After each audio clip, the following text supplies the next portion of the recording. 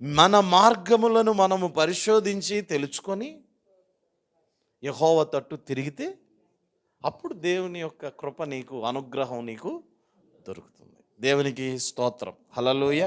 కాబట్టి నేనేం చెప్పదలుచుకుంటున్నానంటే, ఈరోజు ఏ రోజు అంటే పరిశోధించుకునే రోజు, హల్లెలూయ. పరిశీలించుకునే రోజు, ఆమేన్. మనల్ని మనం పరీక్షించుకునే రోజు. ఏంటి పరిశోధించాలి, ఏంటి పరిశీలించాలి, ఏంటి పరీక్షించాలంటే అసలు నేను వెళుతున్న త్రోవ ఏమిటి? దగాకోరు పనులు చేసే వాళ్ళు వెళ్ళే మార్గంలో మనం వెళ్తే పరలోకానికి వెళ్తామా? ప్రభు దీవెన మన తల మీదకి వస్తుందా?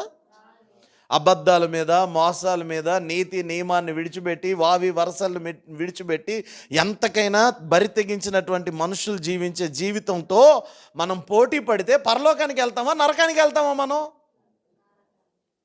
ఇప్పుడు మన సంఘంలోనే మన విశ్వాసులకే కొన్ని దగ్గరలో అన్యాయాలు జరిగాయి, మాకు తెలుసు. నేను చూశాం కదా, అన్యాయం జరిగిందా లేదా? కానీ వాడికి అది అసలు చీమ కుట్టినట్టు కూడా.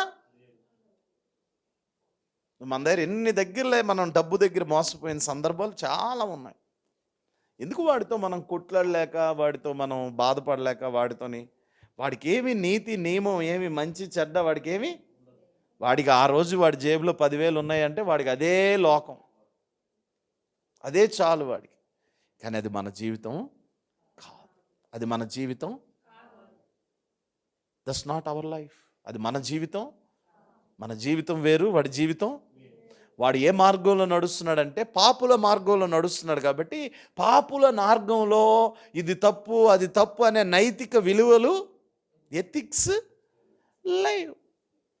అయితే మనము పరిశుద్ధమైన యేసుక్రీస్తు వేసిన మార్గంలో నడుస్తున్నాం కాబట్టి